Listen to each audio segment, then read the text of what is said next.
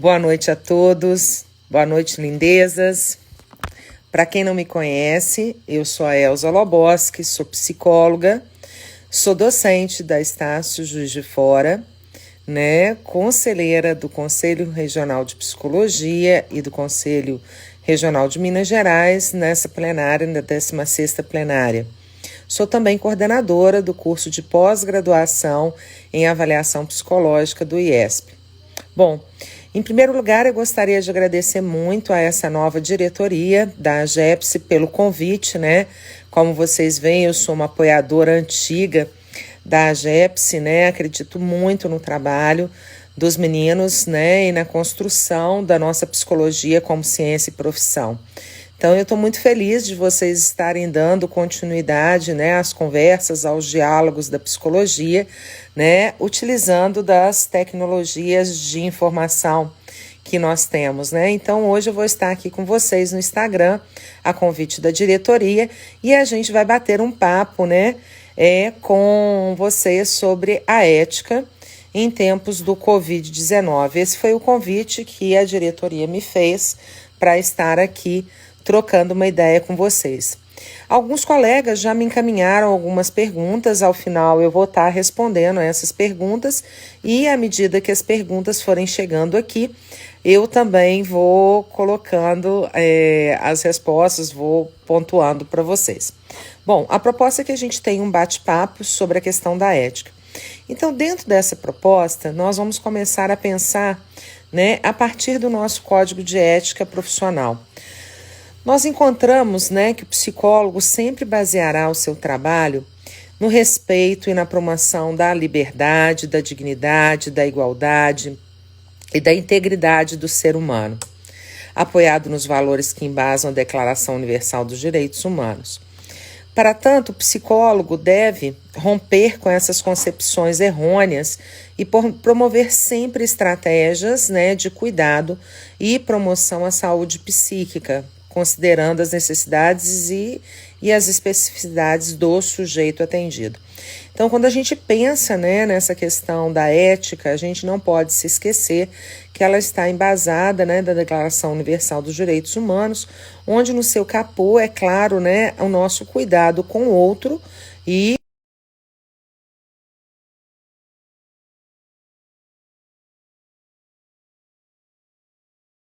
que esteja distante do que a gente gostaria que fosse feito conosco. Então, dessa forma, o código de ética tem que ser uma bússola norteadora.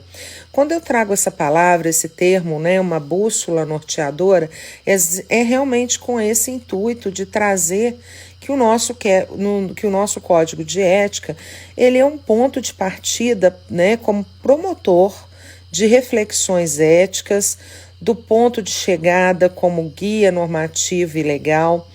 O código não tem como intenção responder especificamente a questões próprias de cada campo de atuação do psicólogo, mas ele orienta a partir desse campo, avaliando as experiências do profissional, avaliando a realidade desse profissional, onde as questões são problematizadas e formuladas, e a partir dessa realidade, tanto do fenômeno psicológico, a partir de um caso clínico, quanto da formação daquele profissional, que é a intenção e a construção da resposta ética, se fará. Então, a partir dos casos que vão chegando para nós, como supervisores, como conselheiros do conselho, como psicólogas fiscais do conselho, nós vamos entender a dinâmica desse caso, desse caso clínico, entender esse fenômeno psicológico, essa realidade e contextualizar o que é possível de entendimento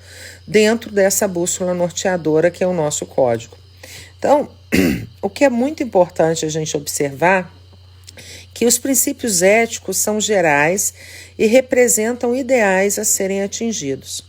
Não são artigos de um código de ética que devem ser obedecidos ao pé da letra, mas ideias norteadoras de ações, atitudes e comportamentos na prática profissional. Essa é uma fala, do Rutz, de 2009, trazendo essa importância do nosso código de ética para a profissão da psicologia. Dentro desse entendimento, os fundamentos legais para o exercício da psicologia compõem um conjunto de normas que, direta ou indiretamente, regulamentam o exercício da nossa profissão. Então, portanto, nós estamos todos submetidos, nós profissionais de psicologia, a regras e normas e sempre devemos buscar informações adicionais sobre as condições legais a que estão sujeitas nossas ações enquanto psicólogos. Então, a gente tem um suporte muito interessante dentro do nosso conselho, através das nossas psicólogas fiscais e das conselheiras que podem estar apoiando, né, esse profissional de psicologia que fica em dúvida em determinadas situações. O psicólogo, ele não pode se esquecer jamais que ele vai ter que basear o seu trabalho sempre no respeito e na promoção da liberdade, da dignidade, da igualdade e da integridade do ser humano, apoiado nos valores, claro, que embasam a Declaração Universal dos Direitos Humanos. Então, eu retomo isso para que isso fique bem cristalizado aí.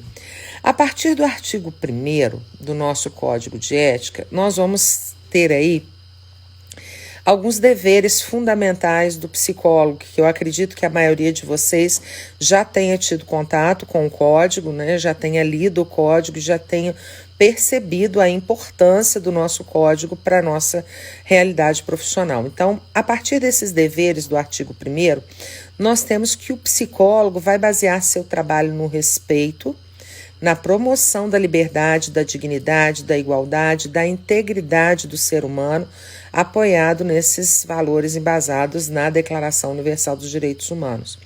Então, é um dos deveres principais do psicólogo conhecer o código, divulgar o código, cumprir e fazer cumprir esse código. Então, a gente tem esse ponto na letra A do artigo 1º. No ponto B, nós temos o que são os deveres fundamentais aí do psicólogo, que eu aponto e reafirmo para vocês que é um ponto super importante, um ponto de muita reflexão para vocês, futuros psicólogos e colegas psicólogos já atuando, né? O psicólogo só pode assumir responsabilidades profissionais somente por aquelas atividades para as quais ele esteja capacitado pessoal, teórica e tecnicamente. E vocês vão perceber que ao longo da nossa conversa, no dia de hoje, né, nesse momento, eu vou estar frisando muito essa letra B do artigo 1º, capacidade pessoal, teórica e tecnicamente. É o que a gente fala da tríade, né? O que é essa tríade profissional que a gente tem que estar atento e vigilante a ela. Na letra C, nós temos a importância de prestar serviços psicológicos de qualidade em condições de trabalhos dignas, apropriados à natureza desses serviços, utilizando princípios, conhecimentos e técnicas reconhecidamente fundamentados na ciência psicológica, na ética e na legislação profissional. Então, quando a gente fala da prestação de serviços com qualidade, com a utilização dos princípios e técnicas reconhecidamente fundamentados na ciência psicológica, a gente tem que entender o que a nossa profissão realmente está entendendo como instrumentos possíveis à nossa atuação. Então, tudo que a gente for exercer e que não estiver nesse contexto, nós estamos fora, né, da constituição dessa ciência como profissão. O nosso Código de Ética, né, profissional da psicologia propõe a dar uma direção ética e normativa, ou seja, qual é o ponto de chegada e qual é o ponto de partida. Então, quando a gente pensa em ética, a gente tem que ter claro o seguinte: ser ético exige atitude. Ser ético exige uma resposta. Então, quando a gente pensa nisso, nós vamos começar a falar aqui um pouquinho sobre a questão do sigilo profissional. E aí a gente está falando dessa questão da ética, né, nesse contexto não só do Covid, mas no nosso contexto geral de trabalho. Então, no artigo 9º e no artigo 10º do nosso código, traz o seguinte: artigo 9º. É dever do psicólogo respeitar o sigilo profissional, a fim de proteger, por meio da confidencialidade, a intimidade das pessoas, grupos ou organizações a que tenha acesso no exercício profissional. No artigo 10, ele completa: nas situações em que se configure conflito entre as exigências decorrentes do disposto no artigo 9º e as afirmações dos princípios fundamentais desse Código, excetuando-se os casos previstos em lei, o psicólogo poderá decidir pela quebra de sigilo, baseando sua decisão na busca do menor prejuízo. E no parágrafo único ele traz da seguinte maneira para a gente: em caso de quebra de sigilo, previsto no caput desse artigo, o psicólogo deverá restringir-se a prestar as informações estritamente necessárias. Então, quando a gente fala da decisão da busca do menor prejuízo, da busca do menor dano na quebra de sigilo, né? Isso é muito importante para que a gente saiba como que a gente vai poder agir eticamente em determinadas situações. Porque de acordo com os artigos 9º e 10º, por exemplo, vamos pensar num caso que envolva uma compreensão maior do sigilo. Então, nós temos que aplicar os elementos do caso. Pensar nesse caso clínico, né, e no compromisso do profissional psicólogo e do paciente envolvido no caso, onde o profissional vai ter que se orientar na construção de um olhar do fenômeno, ou seja, onde casos parecidos vão poder tomar desfechos diferentes em função da orientação que esse profissional escolher fazer, seja através de uma supervisão ou do entendimento com uma psicóloga fiscal do CRP, que poderá ajudar nessa compreensão. Então, casos parecidos podem ter finais diferentes de acordo com o entendimento do caso e do olhar sobre o fenômeno. Então, um exemplo que muitas vezes é questionado, né, e as pessoas me perguntam: professora Elza, fala para mim uma coisa, você me atenderia no seu consultório? Ou seja, um docente deve realizar um atendimento psicológico a um discente? Esse é um exemplo que eu estou trazendo para vocês, que vira e mexe em minhas salas de aula e nas minhas supervisões vem. Então, quando um profissional tem a compreensão que esses vínculos não irão afetar ou interferir nas suas relações discente-paciente, ou atender filho, pai ou mãe, mesmo sem estar num contexto, né, de um atendimento familiar, a gente tem que estar muito atento em se apoiar na teoria, nas técnicas psicológicas e na metodologia que a gente se utiliza e perguntar algumas coisas possíveis. Será que eu consigo realizar esse manejo clínico? Será que eu consigo realizar esse manejo clínico sem prejuízo a ambos os atendidos? Então, essa é uma pergunta que o próprio psicólogo tem que se fazer dentro da linha teórica que ele atua, dentro da metodologia e das técnicas que ele utiliza, né? E da expertise dele no trabalho. Artigo 1º. Dentro desses deveres fundamentais do psicólogo, cabe ao psicólogo informar e orientar o tempo todo as pessoas que ele está atendendo e aos familiares que estão envolvidos. Então, dentro disso, informar a quem de direito os resultados decorrentes da prestação do serviço psicológico, transmitindo somente o que for necessário para a tomada de decisões que afetem o usuário ou o beneficiário. Então, nunca trazer informações a qual ele não foi questionado ou que ele não foi demandado. Orientar a quem de direito sobre os encaminhamentos apropriados a partir da prestação de serviço psicológico e fornecer, sempre que solicitado, os documentos pertinentes ao bom termo do trabalho.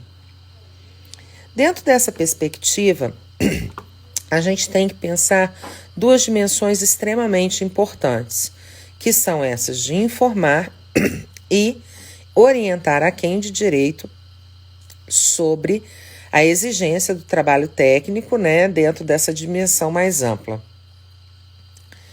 Então, vocês devem estar se perguntando: E aí? Como é que fica essas questões, né, professora Elza? Bom, é dever fundamental do psicólogo informar e orientar o trabalho a ser realizado, os resultados decorrentes desse trabalho, as entrevistas iniciais e todos os documentos pertinentes a esse trabalho. Então, o nosso código de ética, ele é composto por responsabilidades gerais do psicólogo. Quais são as responsabilidades gerais desse profissional de psicologia? Quais são as responsabilidades e relações com instituições empregadoras e outras? Das relações com outros profissionais ou psicólogos, das relações com outros profissionais ou psicólogas, das relações com a categoria, das relações com a justiça e dos honorários profissionais. Isso é a composição do nosso código de ética. E pensando dentro dessa questão, né, o descumprimento ou a violação dessas normas pode gerar consequências administrativas ou judiciais, dependendo da natureza dessa ação, sendo que estas visam sempre a proteção da psicologia como profissão e ainda a defesa da sociedade geral.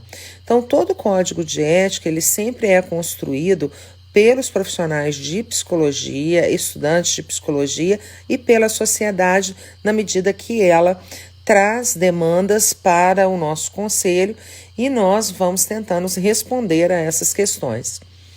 E ao psicólogo que transgride, né, esses preceitos do Código de Ética, vão ter constituições de infrações disciplinares e aplicação de algumas penalidades, que podem ser na forma de um dispositivo legal, né, ou regimental, como advertência, como multa, como censura pública, a suspensão do exercício profissional por até 30 dias, né, ad referendo do Conselho Federal, e, por último, a cassação do exercício profissional do Conselho, né, referendado pelo Conselho Federal de Psicologia. Nesse momento, muito tem se falado sobre as questões do psicólogo no Covid, né, e a proposta é a gente falar dessa questão da ética nessa composição dessa pandemia, né? É muito importante nesse momento a gente lembrar que a psicologia ela é essencial, mas ela não está enquadrada como uma profissão primária. Ela não é e nem está na linha de frente, né, para a contenção da pandemia, como no caso dos médicos, enfermeiros, auxiliares de enfermagem, farmacêuticos, fisioterapeutas respiratórios. O foco da ciência psicológica é a compreensão dos problemas emocionais e da saúde mental em função, por exemplo, de uma pandemia como estamos vivendo. Então, a gente tem que entender que sim, né, o trabalho da psicologia é essencial, mas ele não está enquadrado dentro dessa profissão primária que estaria nessa linha de frente a este trabalho. Pertinente a isso, a gente tem que trazer, né, nesse contexto da ética e o Covid-19, a relação com a resolução de 2018, né, do CFP, a 11 de 2018, e a atual resolução do CFP, número 4 de 2020, que vai trazer as informações sobre atendimento por meio das TICs, né? Dentro dessa resolução, é importante a nossa compreensão de que trata da utilização de um recurso onde, no campo psicológico, e por isso o CFP regulamentou, né, essa resolução, nesse momento da pandemia, o processo de cadastro está muito mais acessível ao profissional psicólogo. O psicólogo não precisa esperar um resultado do parecer deferindo o seu pedido, né? E casos de urgência e desastre, violências, podem ser atendidos por TICs. Mas é preciso que o profissional faça o seu cadastro no EPSI, informando como realizar e como manejar esse recurso dentro de sua proposta de atuação e formação. Então, nessa resolução 11 de 2018 e a 4 de 2020, ela vem resolver a regulamentação e a prestação de serviços, né, realizados por meio de tecnologias de informação e de comunicação. Né, é autorizada a prestação dos seguintes serviços psicológicos realizados por meios tecnológicos da informação e comunicação, desde que não firam os dispositivos do nosso Código de Ética Profissional, da psicologia e do psicólogo a esta resolução. Então, as consultas e os atendimentos psicológicos de diferentes tipos, de maneira síncrona ou assíncrona, né, são permitidos. Os processos de seleção de pessoal, a utilização de instrumentos psicológicos devidamente regulamentados pelo SATEPSI, né, pela nossa sistema de avaliação de instrumentos psicológicos com padronização, normatização específica para tal finalidade. A supervisão ela é possível por meio das TICs dos serviços prestados por psicólogos e psicólogos nos mais diversos contextos de atuação. Então, a gente entende que, por consulta ou atendimento psicológico, esse conjunto sistemático de procedimentos por meio da utilização de métodos e técnicas psicológicas, do qual se presta um serviço nas diferentes áreas de atuação da psicologia, com vista nessa avaliação, orientação e intervenção em processos individuais e em grupo. Em quaisquer modalidades desses serviços, a psicóloga e o psicólogo estão obrigados a especificarem quais são os recursos tecnológicos utilizados para garantir o sigilo das informações e esclarecer ao cliente sobre isso, né? Então, dentro dessa perspectiva, a gente tem que lembrar da importância do consentimento expresso, de forma a compactuar com as regras de atendimento, podendo ser realizado por meios de e-mail, sendo enviado digitalizado de forma simples, né, no modelo concordo, li e aceito, tendo o profissional, né, um documento de comprovação desse contrato estabelecido, suas regras. Então, a gente não pode esquecer que no atendimento, né, por exemplo, atendimento de crianças e adolescentes ocorrerá na forma dessa resolução, com consentimento expresso de ao menos um dos responsáveis legais e mediante a avaliação da viabilidade técnica por parte do psicólogo ou da psicóloga para a realização desse tipo de serviço. Então, quando a gente pensa nesse consentimento expresso, a gente também tem que se preocupar com a questão ética de como esse atendimento será realizado e a partir de que tecnologias a gente vai fazer esse recorte, se é possível esse entendimento e esse atendimento a essa criança ou esse adolescente, né? O atendimento de pessoas e grupos em situações de urgência e emergência por meio das tecnologias, né, está sendo autorizado agora, neste momento, em função do Covid, né? O mais importante é que essa resolução, né, que vem agora a 4 de 2020 pelo CFP, ela vem buscar, né, de forma a fornecer subsídios e suporte técnico a essas equipes presenciais de atendimento e respeitando a legislação vigente. Então, assim, é vedado o atendimento de pessoas e grupos em situações de violação de direito ou de violência por meios das TICs, né, como previsto na resolução, devendo a prestação desse tipo de serviço ser executado por profissionais e equipes de forma presencial.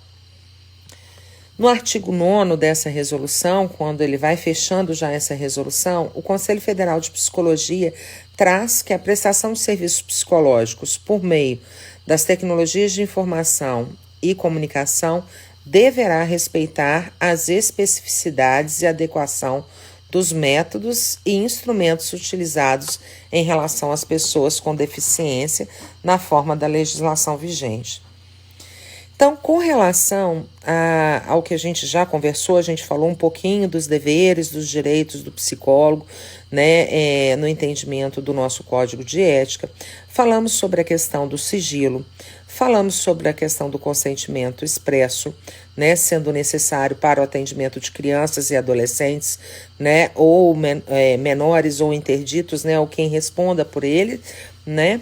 A gente tem algumas solicitações que nós estamos recebendo dentro do CRP e do CFP, que eu acho importante a gente estar apontando aqui, que pode ser uma dúvida de vocês, estudantes, e de vocês, colegas da psicologia, né? Muitas pessoas estão solicitando que o Conselho autorize o retorno das atividades presenciais, né, nesse momento. Então, a gente tem que pontuar algumas coisas e enfatizar algumas coisas muito importantes. A primeira é que as recomendações que temos que seguir são as dos órgãos oficiais de saúde, ou seja, a gente tem que seguir, né, também as orientações do Estado e do nosso município. E que agora a maior orientação e o maior cuidado neste momento está sendo o distanciamento seguro. Então, lembrando que o nosso bem maior é a vida nesse momento. Então, a gente não pode perder isso como foco, né? Então, o atendimento de forma presencial neste momento não é possível ser realizado dentro das orientações de segurança dos órgãos oficiais de saúde, né, tanto dos órgãos do Estado como no município. Mas o atendimento psicológico neste momento é possível via TICS. Então, o profissional psicólogo terá autonomia para essa decisão, e não CRP ou CFP. Se ele entender que ele está cumprindo, né, o distanciamento seguro, está mantendo a vida, que neste momento é o nosso bem maior, né, então ele pode tomar essa decisão. Mas o atendimento possível e seguro nessa situação é o atendimento via TICS. Lembrando que ele pode usar essa modalidade via telefone, via vídeo, via online, e apoiar famílias e pacientes nesse momento. E temos que ter muita atenção, né, que essas tecnologias, elas têm que ser muito bem tratadas, elas têm que ser muito bem acordadas com esse paciente, com essa família, para o entendimento das dificuldades e das necessidades do atendimento via TIC. Então, quando a gente pensa no exercício da psicologia e que ele é regido por um código de ética que deve ser do conhecimento do profissional, norteando a sua prática, né, para qualquer âmbito de atuação, nós temos que ter a certeza de que somente profissionais que exerçam suas atividades fundamentadas no rigor ético, científico e técnico que podem contribuir efetivamente por uma prática comprometida e com compromisso e responsabilidade social perante a sociedade, garantindo e mantendo essa dignidade, né, daqueles que buscam em nós, profissionais de psicologia, a nossa prestação de serviço com segurança e com ética, devendo o profissional estar sempre atento a esse seu compromisso ético-político em relação ao exercício da cidadania, incentivando sempre a autonomia dos sujeitos e as suas potencialidades, visando novas formas de relação com suas questões individuais e na coletividade. Expressam sempre uma concepção de homem e de sociedade que determina a direção das relações entre os indivíduos. Traduzem em princípios e normas que devem se pautar pelo respeito ao sujeito humano e seus direitos fundamentais. A gente não pode se esquecer, lindezas, que as sociedades mudam, as profissões transformam-se, e isso exige também uma reflexão mútua e contínua sobre o código de ética que nos orienta. Então, dessa forma, quaisquer dúvidas que eu não consegui sanar aqui na nossa conversa, neste momento, vão poder ser encaminhadas via e-mail aos meus cuidados e via e-mail para os cuidados da nossa psicóloga fiscal do CRP Sudeste, né? Subsede Sudeste, aqui em Juiz de Fora, para a Cláudia, que eu vou deixar os e-mails, né, ao final. E agora, nesse momento, eu vou me debruçar aqui ao responder algumas perguntas. Eu vi que a Ju Piobello tá aí, né? Ela mandou algumas perguntas anteriores e eu vou estar te respondendo, Ju. E tem outro colega também, o Diego Crispim. Não sei se o Diego está por aí, né? Ele também fez algumas perguntas e eu vou estar respondendo a essas perguntas agora. Se alguém mais tiver alguma pessoa, ô Ju, sou sua fã, também sou, um beijo. E se mais alguém tiver alguma pergunta, pode ir colocando no chat que eu vou conseguir acompanhar agora e a gente vai poder trocar uma bolinha por enquanto nesse momento. Então, a Ju coloca assim, qual dificuldade observada pelos profissionais que alguns pacientes não se sentem à vontade com o atendimento online? Muito bem, Ju, essa sua pergunta. Então, ela traz para a gente que uma dificuldade que os profissionais estão observando é que alguns pacientes não se sentem à vontade com esse atendimento online, seja por telefone, seja por via Skype, Zoom, né, online, enfim. Bom, o que a gente tem que pensar, Ju, é o seguinte: o atendimento à distância, ele é um recurso possível, né? Nós temos que entender, né, como nós vamos usar esse discurso e falando desse recurso, né? A gente tem várias possibilidades de pensar esse atendimento, seja ele por telefone, seja ele por escrito, ou seja, online, ou como nós estamos aqui, né, FaceTime. Então, o profissional tem que pensar junto com o paciente qual seria a melhor estratégia no uso desse recurso. Eles vão ter que descobrir isso juntos, né? Não é possível o profissional definir como vai ser esse atendimento, e sim fazer essa negociação junto ao paciente para que eles possam ter uma compreensão do que seria melhor naquele momento. O Diego Crispim, ele me pergunta aqui, como ficam os limites éticos dos profissionais de psicologia face aos atendimentos psicológicos? Muito interessante a sua pergunta, viu, Diego? Como ficam os limites éticos dos profissionais de psicologia face aos atendimentos online? Muito bem. Os limites éticos, Diego, em qualquer circunstância, em qualquer local de trabalho, nós vamos poder identificar, né, por exemplo, um exemplo clássico, né, um exemplo mais próximo, na questão da distância, por exemplo.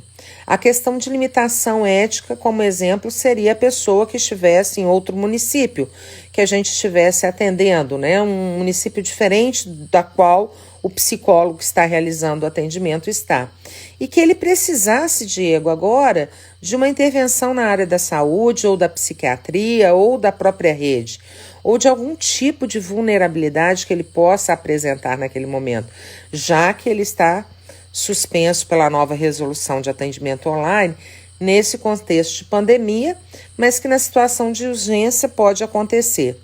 Como que o psicólogo iria administrar esse contato da rede de outro município a fim de que essa pessoa fosse assistida?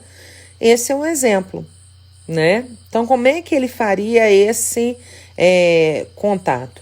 Um outro exemplo, Diego, seria o limite do espaço físico, ou seja, o cuidado do espaço físico para o sigilo, tanto do paciente quanto do psicólogo. Tem que se reservar um espaço físico silencioso, que não houvesse a possibilidade de interrupção em nenhum momento, para que não atrapalhasse o acompanhamento, o atendimento realizado. Um outro limite ético é a documentação nos casos de atendimento de crianças e adolescentes. A gente teria que estar pensando a melhor forma, né, de pactuar esse acordo, enfim, né, com a família. Então, fazer realmente uma documentação, né, compreendo e aceito, né, que os termos do atendimento vão ser realizados dessa forma, até para que a gente possa se assegurar juridicamente de qualquer queixa ou de qualquer denúncia que possa vir a ser instaurado. Outra questão, Diego, que é importante é enfatizar, né, o nosso cadastro com o EPSI.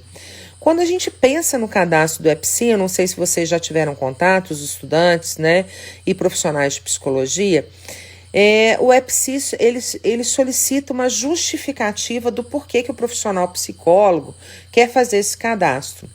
Onde, nesse cadastro, ele vai realizar duas questões importantes. Uma, o psicólogo vai fazer no formulário e vai dizer qual é o público que ele deseja atender, que ele está preparado para atender. E quais os dispositivos eletrônicos e aplicativos que serão utilizados e pedir uma justificativa, né, de como ele vai usar esses equipamentos, né? Então, esse atendimento à distância, por exemplo, pelo WhatsApp com criança e com adolescente, ele precisa justificar. E uma segunda questão é perguntar quais os meios que ele vai garantir os cuidados éticos e o sigilo profissional, principalmente porque a gente já sabe que 100% não é seguro o uso da internet. Ela pode cair a qualquer momento. Nós podemos perder a comunicação tendo vários elementos que podem influenciar de forma negativa, como ele poderia se comprometer eticamente diante dessas condições. E isso nós temos observado que o psicólogo não tem feito. Essas explicações das duas perguntas, que é uma forma do psicólogo refletir, né, sobre o uso do recurso junto com o paciente, né, em cima desses cuidados éticos. Então, dentro da sua pergunta, Diego, né, como ficam esses limites éticos, eu trago esses 3 pontos para que a gente possa refletir. A Desirê pergunta aqui agora: e os profissionais que trabalham com avaliação psicológica, como proceder? Muito bem, Desirê. Nós temos, né, na resolução que podemos realizar avaliações psicológicas em seleção de pessoas, desde que esses instrumentos estejam autorizados pelo SATEPSI, correto? Então, dentro dessa perspectiva da avaliação psicológica, a gente sabe que a avaliação psicológica ela é um processo.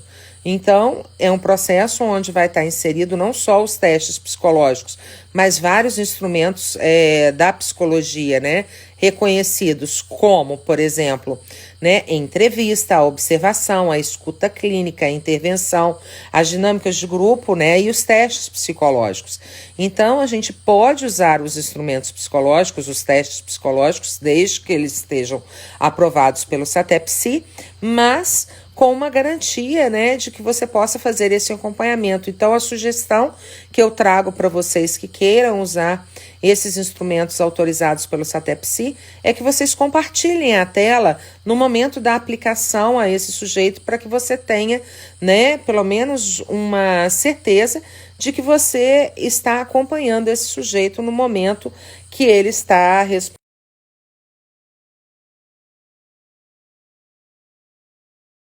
Espero que eu tenha respondido, Desirê. Se você tiver mais alguma dúvida, pode colocar aí pra gente. Enquanto isso, eu vou responder a outra pergunta da Ju, que ela encaminhou já de antemão, ela encaminhou anteriormente. A Ju Pio Belo, ela pergunta assim: o que não perguntar nos atendimentos online? Tem algum manual para não cometer erros éticos ou vai de cada profissional atentar para esse detalhe de acordo com cada paciente? Bacana, Ju. Vão colocando suas perguntas aí para a gente poder interagir um pouco mais. Eu vou responder agora a pergunta da Ju. Então, o que a gente não deve perguntar, né? O que não perguntar nos atendimentos online? Tem algum manual para não cometer erros éticos, né? Quando você faz essa pergunta, Ju, eu fico me lembrando das aulas de desenvolvimento humano, quando eu leciono, né? E os alunos assim, tem manual para criar filho, né? Tem manual para isso? Não temos manual, mas vamos lá. Essa é uma questão que não é só para vias chiques, né? Mas para o presencial. São questões que podemos desenvolver com a própria pessoa, né? O que ela pensou, então, em não perguntar? Né? A gente pode trabalhar isso com o aluno, devemos trabalhar isso com os alunos, que essa previsibilidade de não cometer falta ética, a gente não tem, Ju, né? Não, por mais que a gente estude, por mais que a gente se fundamente tecnicamente, né, que a gente se fundamente legalmente, na nossa formação humana e profissional, a gente não está livre de cometer algum tipo de falha. Exatamente nesse tripé que a gente vai ter que se fundamentar na orientação, na formação pessoal e profissional. E a dica que eu deixo para vocês, lindezas, e falo com todos os meus alunos hoje, formados, grandes parceiros, né, e grandes parceiras aí na psicologia, a minha alegria, né, de tê-los no mercado de trabalho, com uma formação sólida, com uma formação ética e com um posicionamento, né, de uma psicologia como ciência e profissão, é qualificação técnica para o resto da vida. Então, dentro dessa tríade, né, aprimoramento constante, capacidade teórica e técnica, a gente não pode se esquecer jamais, jamais, jamais dessa tríade e ter essa tríade como nossa referência. Então, as perguntas da Júpio Belo, Diego Crispim, né, eu respondi aqui. Se tiver mais alguma pergunta, pode ir colocando aí para mim, né, que a gente já está quase chegando ao finalzinho do nosso bate-papo. Né? Eu gostaria de lembrar para vocês a importância da Resolução 6 de 2019, que traz aí a importância dos nossos documentos escritos, né? Considerando o grande número aí de processos éticos que a gente recebe, né? Na desenvoltura disso, né? Então, assim, qual é o lugar? Eu deixo, né, algum questionamento para vocês aqui, final. Qual é o lugar da psicologia na nossa sociedade, né? Ou seja, a importância da gente compreender esse fenômeno psicológico, que é o nosso objeto de estudo, né, mais fundamentado no pressuposto dos determinantes e marcadores sociais que o compõem. Essa prática compromissada ética e politicamente, né, a ética é necessária quando o outro emerge diante de nós.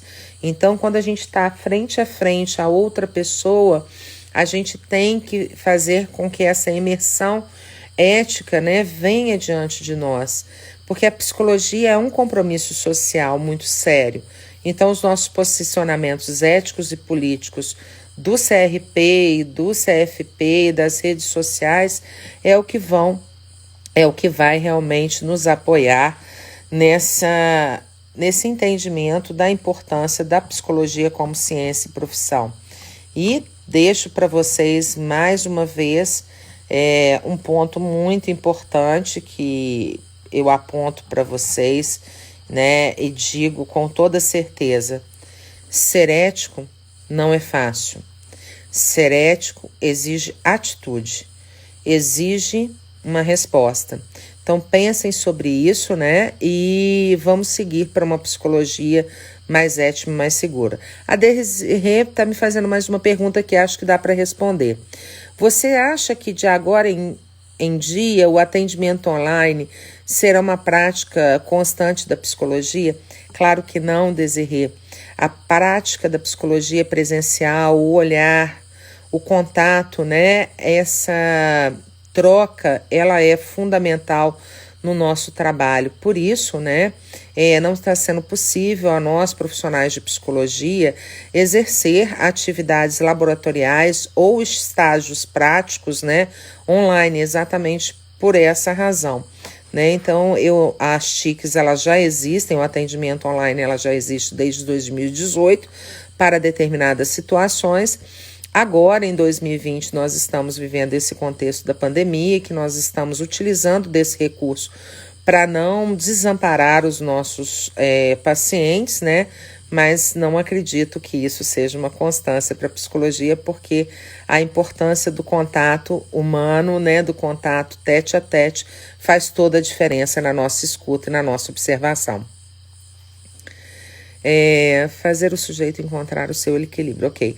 O Ervani pergunta aqui, Elza, boa noite, você acredita que a opção de atendimento online será mais usada depois do fim da pandemia? Acredito que sim, Ervani, né? Para questões de seleção, para a questão de algum atendimento onde o paciente, né, esteja fazendo uma viagem maior e não quer perder o contato com o seu psicólogo, né? Acredito que nesses contextos, sim. mas são aí possibilidades que a gente também vai ter que pensar na docência de trazer essa experiência para dentro das salas de aula para preparar os nossos alunos, futuros profissionais, para a utilização das TICs, né, nesse sentido. Espero ter te respondido, Irvane. Alguma pergunta? Mais alguma pergunta? Bom, gostaria de lembrar vocês que a AGEPS, né, é uma associação de estudantes de psicologia, então da importância de todos vocês que são estudantes e colegas profissionais, que já fomos estudantes, estar apoiando a AGEPS, essa associação tão forte que só vem crescendo dentro da nossa região, né, Sudeste, já alcançando outros estados na participação já há alguns anos, né, e conto, né, com a participação de vocês nas lives que eles estão propondo, né, aí quinzenalmente, semanalmente, aqui no canal deles no Instagram. Vale muito a pena essa troca, agradeço muito, tá, pela participação de vocês, pelas perguntas, né, e me coloco à disposição para quem não conseguiu se colocar aqui para dúvidas. Eu vou passar para a Déia os e-mails de contato, o meu e-mail e o e-mail da nossa psicóloga, querida psicóloga fiscal, Cláudia, que está sempre nos apoiando, né, apoiando a AGEPS, né, o CRP está sempre apoiando a AGEPS e nós psicólogos também. Agradeço o carinho, o cuidado, né, os recadinhos aqui de coração, né, da Ingrid, da Desirê, Ju, Diego, né, foram os que eu consegui ler, do Ervane, da Ruth. Beijo grande para todos vocês, né? Uma boa semana. Monique, minha linda, saudade. Não vejo a hora de poder abraçar e beijar vocês todos, porque eu sou abracenta e sou beijenta mesmo, né? Um beijo grande no coração de vocês, lindeza. Uma boa semana, um bom final de semana. Muito obrigada, AGEPS, pelo convite, né? Nos encontramos em breve, que assim seja. Um beijo grande, Marcelo. Obrigado pela sua atenção também. Beijo, Olivia. Fiquem com Deus.